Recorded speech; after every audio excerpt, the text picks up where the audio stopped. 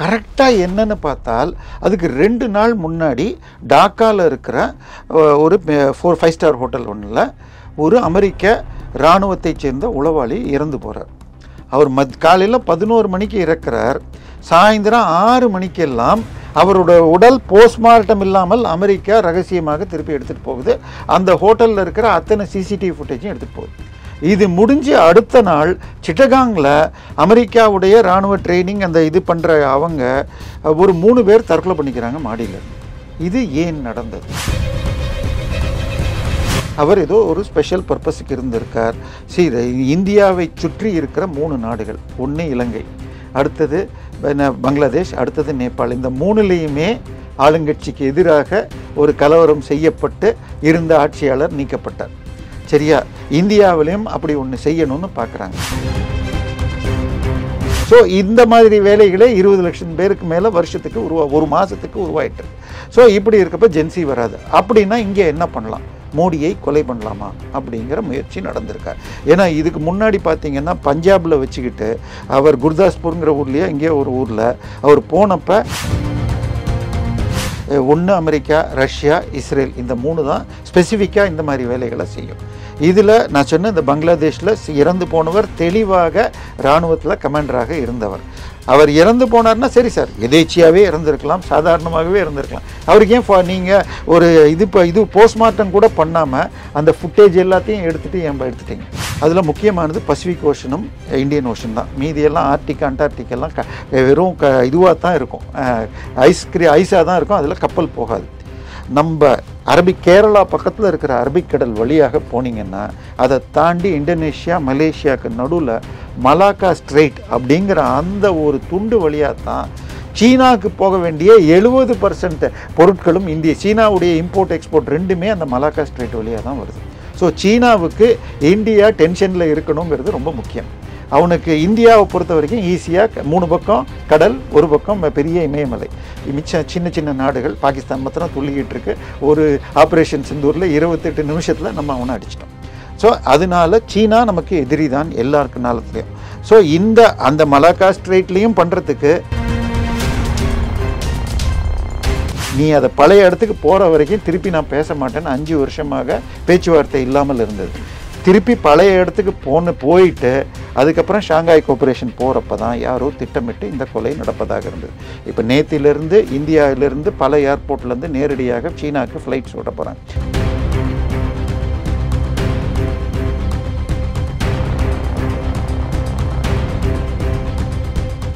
Real one நேயர்களுக்கு வணக்கம். இன்று நம்முடன் நேர்காணலுக்காக அரசியல் விமர்சகர் தேவப்பிரியா அவர்கள் இணைந்திருக்காங்க. வணக்கம் சார். வணக்கம். இந்திய பிரதமர் மோடி அவர்களை கொல்வதற்கு அமெரிக்க உளவாளி ஒருத்தரை பார்த்தீங்கன்னா பங்களாதேஷில் கொலை பண்ணியிருக்காங்க. இதன் பின்னணி என்னவாக இருக்கும் சார்? மோடி அவர்கள் இதில் ஷாங்காய் கோஆபரேட்டிவ் மீட்டிங்னு சொல்லிட்டு சைனாவில் மீட் பண்ணுறார். அன்றைக்கி திடீர்னு பார்த்தால் ஒரு மீட்டிங் முடிச்சுட்டு அவர் வர்றதுக்கு வெளியில் வர்றத போது புட்டின், ரஷ்ய அதிபர் புட்டின் 40 நிமிஷம் காரில் வெயிட் பண்ணிவிட்டு அப்புறம் அவங்க 2 பேர் மாத்திரம் காரில் ஒரு 1.5 மணி நேரம் பேசிட்டு போனாங்க. அது மிக மிக சர்ப்ரைஸ். அது வரைக்கும் அது நடந்ததில்லை. அதுக்கு அடுத்த நாள் அதே மாதிரி வேறொரு அதிபரோடையும் அவர் பேசினார். இது ஏங்கிற ஒரு குழப்பம் இருந்தது. கரெக்டாக என்னன்னு பார்த்தால் அதுக்கு 2 நாள் முன்னாடி டாக்காவில் இருக்கிற ஒரு 5 ஸ்டார் ஹோட்டல் ஒன்றில் ஒரு அமெரிக்க இராணுவத்தைச் சேர்ந்த உளவாளி இறந்து போகிறார். அவர் காலையில் 11 மணிக்கு இறக்கிறார். சாயந்தரம் 6 மணிக்கெல்லாம் அவரோட உடல் போஸ்ட்மார்ட்டம் இல்லாமல் அமெரிக்கா ரகசியமாக திருப்பி எடுத்துகிட்டு போகுது. அந்த ஹோட்டலில் இருக்கிற அத்தனை சிசிடிவி ஃபுட்டேஜும் எடுத்துகிட்டு போகுது. இது முடிஞ்சு அடுத்த நாள் சிட்டகாங்கில் அமெரிக்காவுடைய இராணுவ ட்ரைனிங் அந்த இது பண்ணுற அவங்க ஒரு 3 பேர் தற்கொலை பண்ணிக்கிறாங்க மாடியில். இது ஏன் நடந்தது? இந்த மாதிரி ஏன் இவரை பற்றி அவருடைய பேர் டெரன்ஸ் ஜாக்சன்னு சொல்கிறாங்க. அவரை பற்றின அவருடைய வெப்சைட்டில் லிங்க்டன்ங்கிற இருக்கிற சைட்டில் போனீங்கன்னா நீங்கள் என்ன வேலை பண்ணுறீங்க அப்படின்லாம் அவங்க உங்களுடைய ப்ரொஃபைலில் போட்டிருப்பாங்க. அதில் அவர் ஸ்பெஷல் ஏஜென்ட் ஃபார் அமெரிக்க இராணுவம்னு இருந்தது. அதை இப்போ ஸ்பெஷல் ஏஜென்ட்டுங்கிறத எடுத்துகிட்டு இராணுவ இருந்தார்னு மாற்றிருக்காங்க. ஸோ தெளிவாக அவர் ஏதோ ஒரு ஸ்பெஷல் பர்பஸுக்கு இருந்திருக்கார். இந்தியாவை சுற்றி இருக்கிற 3 நாடுகள், ஒன்று இலங்கை, அடுத்தது பங்களாதேஷ், அடுத்தது நேபாள். இந்த 3லேயுமே ஆளுங்கட்சிக்கு எதிராக ஒரு கலவரம் செய்யப்பட்டு இருந்த ஆட்சியாளர் நீக்கப்பட்டார். சரியா? இந்தியாவிலையும் அப்படி ஒன்று செய்யணும்னு பார்க்குறாங்க. ஸோ முந்தா நேற்றுக்கு பிபிசி தமிழில் பார்த்தீங்கன்னா ஏன் இந்தியாவில் ஜென்சி போராடவில்லை அப்படின்னு ஒன்று வைக்கிறாங்க. ஜென்சி போராட்டம் எதுக்கு வருதுன்னு சொன்னோன்னா சார், இப்போ பெரும்பாலான முதலமைச்சர்கள் அமைச்சர்கள்லாம் எங்கே இருக்குது? ராகுல் காந்தி யார்? ராஜீவ் காந்தியோடைய அப்பா. அவங்க பாட்டி எல்லாருமே இதில் இலங்கையில் எடுத்துக்கிட்டிங்கன்னா மஹிந்திரா ராஜபக்சா, அவங்க தம்பி கோந்தபய, அவருடைய மகன், அவருடைய இன்னொருத்தர், இப்படி தான் இருக்குது. ஸோ இதே மாதிரி நேபாளில் என்னன்னு பார்த்தா 2 கட்சி, முக்கியமாக 2 கட்சி, நேபாள் காங்கிரஸ்னு ஒன்று, நேபாள் மார்க்சிஸ்ட் கட்சின்னு. இந்த 2 பேரும் கடந்த 3 வருஷத்துல 7 தடவை மாறி மாறி வந்திருக்காங்க. ஆனால் எத்தனை மாற்றம் வந்தாலும் அதே 2 தலைவர்கள் தான் வராங்க. அவங்க பசங்கள்லாம் வெளிநாட்டில் இருந்து கம்பெனிகள் வச்சுட்டு சம்பாதிச்சுட்டு இருக்காங்க. ஸோ இது அப்பா பையன் சம்பாதிக்கிறாங்க, குடும்பமே அனுபவிக்கிறதுங்கிறது தான் ஜென்சியுடைய மிகப்பெரிய இது. ஸோ அப்படி பார்த்தால் ஆதவர்ஜுனா இங்கே என்ன பண்ணார், இங்கேயும் ஜென்சி வரும்னு உடனே இது திமுகவை தாக்கிறதோன்னு அவர் பேரில் எஃப்ஐஆரே போட்டிருக்காங்க. ஸோ இந்தியாவில் ஜென்சி வர வேண்டிய அவசியம் இல்லை. ஜென்சி வரதா இருந்தால் சார், இந்தியாவை பொறுத்த வரைக்கும் ஆக்ஸ்போர்ட் ரிப்போர்ட் என்ன சொல்கிறதுன்னா, கடந்த 15 வருடங்களில் 15, ஒரு 4 வருஷம் அது காங்கிரஸுமே வரும், இந்தியாவில் 25 கோடி பேர் வறுமை கோட்டு கீழே வெளில வந்திருக்காங்க. 80 கோடி பேருக்கு மாதத்துக்கு 1 கிலோ அரிசியும் 5 கிலோ அரிசியும் 1/2 கிலோ பாமாயில் 1/2 கிலோ பருப்பு கொடுக்குறாங்க ஃப்ரீயாக. 2020 இதில் கோவிட்லேருந்து ஆரம்பித்து 2028 வரைக்கும் கொடுக்குறேன்ட்டார். ஸோ மினிமம் ஃபுட்டு எல்லாருக்குமே கவர்மெண்ட்டு கொடுக்குது. அதை தாண்டி வேலைவாய்ப்பு வளமாக இருக்குது. சரி, வளர்ச்சி மோடி இல்லை, யார் இருந்தாலும் வளரும், இப்படி ஒன்று அடிச்சு விடுவாங்க. இதுக்கு ஒரு சின்ன உதாரணம் சொன்னால் 2014 கடைசி பட்ஜெட் போடுறார் ப. சிதம்பரம். அதாவது ஏப்ரலில் தேர்தல், மார்ச்சில் அவர் பட்ஜெட் போடுறப்போ இது பிப்ரவரிலேயே வந்திருக்கும். அப்போ அதுக்கு இடைக்கால பட்ஜெட்னு பேர். அப்போ என்ன சொல்கிறார், நாங்கள் மிக வேகமாக வளர்ச்சி அடைந்துள்ளோம். அதில் கொடுத்த ஸ்டேட்மெண்ட் அப்படியே அவர் சொன்னதை சொல்கிறேன். நாம் இவ்வளவு வேகமாக வளர்ந்தால் இப்பொழுது 11ஆம் இடத்தில் இருக்கும் நாம் அடுத்த 30 ஆண்டுகளில் 3ஆம் இடத்திற்கு வந்து விடுவோம்னாரு. இப்போ நம்ம ஆல்ரெடி 4வது இடத்துக்கு வந்துட்டோம். அடுத்த வருஷம் நம்ம 3வது இடத்துக்கு வந்துடுவோம். இப்போ நம்ம 12வது வருஷத்துல தான் இருக்கோம். அவர் 30 வருஷத்துல பண்றங்கிறத இவர் 13 வருஷத்துல பண்றார். இதுல 2 வருஷம் நடுவில் கொரோனா வந்து எல்லா ஃபேக்டரிகளும் மூடிட்டு நம்மலாம் வீட்டில் இருந்தோம். ஸோ அந்த பீரியடில் ப்ரொடக்ஷன் கிடையாது, ஜிஎஸ்டி கலெக்ஷன் கிடையாது, எதுவுமே கிடையாது. இதையெல்லாம் தாண்டி வளர்ச்சி இருக்குது. ஸோ மோடி இல்லைன்னெல்லாம் வளர்ச்சி இல்லை. அடுத்தது இப்போ 6.8% இருக்குது. அப்போ 8%ம்பாங்க. சார், இப்போ எனக்கு சம்பளம் 10,000 ரூபா, உங்களுக்கு 5,000 ரூபா. எனக்கு 10% சொன்னால் 1000 ரூபா, உங்களுக்கு 10% சொன்னால் 500 ரூபா. அப்போ 500 பெருசா 1000 ரூபா பெருசா? ஸோ இன்னைக்கு பேஸ் அதிகம். இப்போ 4.3 ட்ரில்லியன், இதில் 7% ஜாஸ்தியா, 1 ட்ரில்லியன்லேருந்து 8% ஜாஸ்தியா. ஸோ பேஸ் ஜாஸ்தியாகிட்டே இருக்கிறப்ப இந்த growth பெரிய இதில் இந்தியா தான் வளர்ச்சியாக இருக்குது. ஸோ இந்தியாவில் வளர்ச்சி இருக்குது, வேலை வாய்ப்புகள் உருவாகிட்டே இருக்குது. ஒன்று கவர்மெண்ட் ஜாப் கிடைக்குமான்னா கவர்மெண்ட் ஜாப் கிடைக்காது. ஆனால் கிட்டத்தட்ட கடந்த 3 மாதமாக 20 லட்சம் பேர் புதுசாக பிஎஃப்ல என்ரோல் ஆயிருக்காங்க. அப்போ புதுசாக பிஎஃப்ல என்ரோல் ஆகிறாங்கன்னா பெரிய கம்பெனிகள் 25 பேருக்கு மேலே இருக்கிறவங்க தான் பிஎஃப் வச்சுருப்பாங்க. நம்மள மாதிரி சின்ன கம்பெனியில் பிஎஃப் இருக்காது. ஸோ இந்த மாதிரி வேலைகளே 20 லட்சம் பேருக்கு மேலே வருஷத்துக்கு ஒரு மாதத்துக்கு உருவாயிட்டு இருக்கு. ஸோ இப்படி இருக்கப்போ ஜென்சி வராது. அப்படின்னா இங்கே என்ன பண்ணலாம், மோடியை கொலை பண்ணலாமா அப்படிங்கிற முயற்சி நடந்திருக்கார்.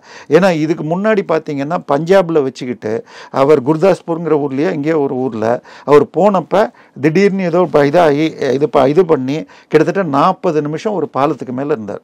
பாலத்துலேருந்து எந்த பக்கத்தில் வேணால் இது பண்ணலாம்.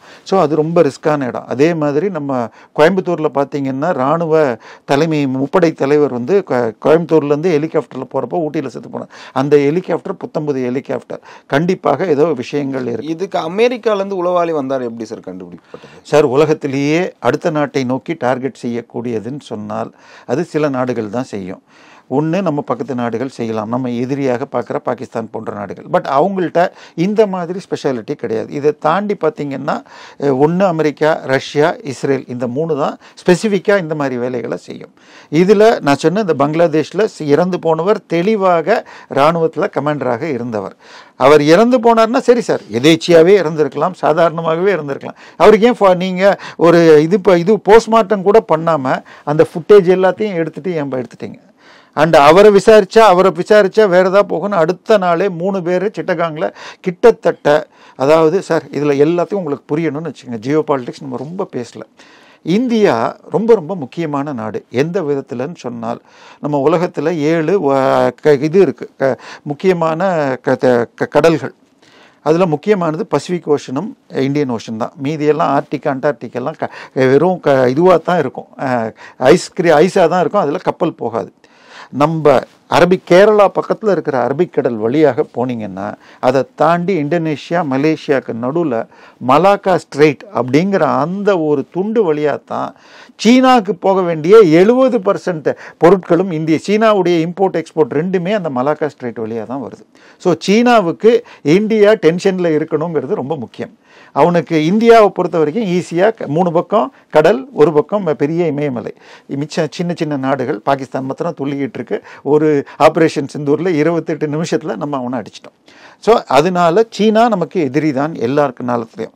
ஸோ அந்த மலாக்கா ஸ்ட்ரெயிட்லேயும் பண்ணுறதுக்கு இன்னைக்கு ஹிந்துவில் இன்னைக்கு டைம்ஸ் ஆஃப் இந்தியாவில் இருக்கிற செய்தி என்னன்னு சொன்னால், மெட்ராஸில் இருக்கிற Madras port, Chennai port trust 1 லட்சம் கோடியில் அந்தமான் நிக்கோபாரில் நிக்கோபார் தீவில் உள்ள போர்ட்டை மாற்றி அங்கே ஷிப் பில்டிங்கு, ஏர்போர்ட் எல்லாம் கட்ட போகிறாங்க. அதை கட்டிட்டோம்னா நிக்கோபார்லேருந்து மலாக்கா ஸ்ட்ரெயிட் 100 கிலோமீட்டர் தான். ஸோ அங்கே இருக்கிற அத்தனையும் நமக்கு கண்ட்ரோலில் வந்துடும்.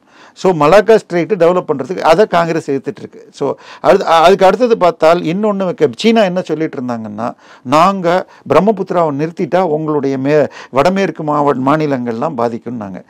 இப்பொழுது இந்தியா திட்டம் போட்டிருக்கு 6,40,000 கோடிக்கு பிரம்மபுத்திரா 36 இடத்துல இந்தியா டேம் கட்டினா அவனால் அங்கே டேம் கட்டினா அவனுக்கே தண்ணி வருமாங்கிற பயம். ஸோ இந்தியா தன்னை பலப்படுத்தி கொண்டே இருக்கு. இந்தியா பலம் பெற அமெரிக்கா தன்னுடைய கட்டுப்பாடு போயிடுமான்னு பயப்படுது, சீனா தன்னுடைய கட்டுப்பாடு போயிடுமான்னு பயப்படுது. இப்போ சீனாக்கு என்ன ஆயிடுச்சுன்னு சொன்னால், அவன் இது வரைக்கும் போருக்கே போனது கிடையாது. அவன் எல்லாத்தையும் கண்டுபிடிச்சி பண்ணுவான், பாகிஸ்தானை வச்சு சண்டை போடுவான். அவனுடைய பிளேனை இந்தியா அடிச்சிடுச்சு, அவனுடைய இதெல்லாம் ஒர்க் பண்ணலன்னு இது வரைக்கும். அதாவது சீனாவை சுற்றி சீனா பவுண்டரியில் எந்த நாடும் பெரிய நாடுகள் எல்லாமே சின்ன சின்ன நாடுகள். ஆனால் எல்லா நாட்டுக்கூடையும் இவனுக்கு சண்டை உண்டு. சவுத் சீனா சீல பிலிப்பைன்ஸோட சண்டை உண்டு, ஜப்பானோட சண்டை உண்டு. நேத்தைக்கு அங்கே இருந்த அமெரிக்க கப்பலில் இருந்த போர்ப்படையை சேர்ந்த ஒரு விமானமும் ஹெலிகாப்டரும் நேற்றுக்கு விபத்தில் இருந்துரு. அமெரிக்காவுடைய விமானமும் அமெரிக்க ஹெலிகாப்டரும் விழுந்திருக்கு. ஸோ அவனுக்கும் ரஷ்யாவுக்கும் பிரச்சனையும் உண்டு. ஸோ வெரஸ் இந்தியாவில் அருணாச்சல் பிரதேஷில் அக்ஷய் சின்ங்கிற இடத்துல உள்ளே வந்தான். மோடி என்ன சொல்லிட்டார், நீ அதை பழைய இடத்துக்கு போகிற வரைக்கும் திருப்பி நான் பேச மாட்டேன்னு 5 வருஷமாக பேச்சுவார்த்தை இல்லாமல் இருந்தது. திருப்பி பழைய இடத்துக்கு போயிட்டு அதுக்கப்புறம் ஷாங்காய் கோஆபரேஷன் போகிறப்ப தான் யாரோ திட்டமிட்டு இந்த கொலை நடப்பதாக இருந்தது.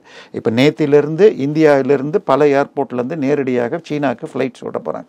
ஸோ சீனா என்ன சொல்லிட்டாங்க, இனிமேல் அமெரிக்காவோட மோதணும்னு சொன்னால் நமக்கு இந்தியா நண்பராக இருக்கணும் அப்படின்னு சொல்லிட்டு வராங்க. இருந்தாலும் நம்ம ஒரு பார்வையோடு தான் இருக்கணும். யாரெல்லாம் செய்ய இது. ஸோ இந்தியா மிக மிக மிக இன்னும் சொல்ல போனால் அந்த ஊட்டி ஹெலிகாப்டர் பயணத்திற்கு பிறகு அடுத்த 2 வருஷத்துக்கு மோடி ஹெலிகாப்டரே எடுக்கல. சின்ன பிளேனை யூஸ் பண்ணால் கூட, பெரிய பிளேன் அவருக்குன்னு தனியாக ஏர்ஃபோர்ஸ் ஒன்று இருக்கும். அதை தாண்டி மற்ற ஊருக்கு ஸ்பெஷல் ஃப்ளைட் எடுத்தால் ஹெலிகாப்டரில் போவாங்க. மோடி 2 வருஷத்துக்கு. ஏன்னா அவருடைய செக்யூரிட்டி உலகத்தில் 4-5 பேரில் முக்கியமான நபர்களில் ஒன்று. ஆனால் அதையும் சேலஞ்சாக எடுத்துப்பார். சார், உலகத்திலேயே மிகவும் டார்கெட்டட் பர்சன்னு சொன்னால் அமெரிக்க அதிபரும் இஸ்ரேல் அதிபரும். அவங்க 2 பேரையுமே ரோட் ஷோ வச்சு அஹமதாபாத்தில் நடத்தி காட்டியிருக்கார். ஸோ அதை சேலஞ்சையும் எடுத்துப்பார், அதே சமயத்தில் வேண்டுகிற ப்ரிகாஷனும் எடுத்துப்பார். ஸோ இந்தியா பிரதமரை கொல்வதற்காக ஒரு வெளிநாட்டு சதியை வெளிநாட்டு மண்ணிலேயே கொண்டு போய் முடிச்சிட்டோங்கிறது இன்று உலகளவில் பேசப்படுது. நீங்கள் சொன்ன கேள்வி, அது நிச்சயமாக அப்படி தான் திட்டமிட்டு செய்யப்பட்டதான்னா இருக்கிற கோடெல்லாம் புள்ளியெல்லாம் வச்சு கோலம் போட தான் முடியும். ஆனால் செஞ்சவங்க யாரும் சொல்ல போகிறதில்ல. ஒரு 10 வருஷம் கழித்து சிஏஏலேருந்து ரிட்டையர் ஆனவங்க யாராவது எழுதுவாங்க. அப்படி வந்தால் தான் உண்மை வரும், இல்லைன்னா சில உண்மைகள் வராது.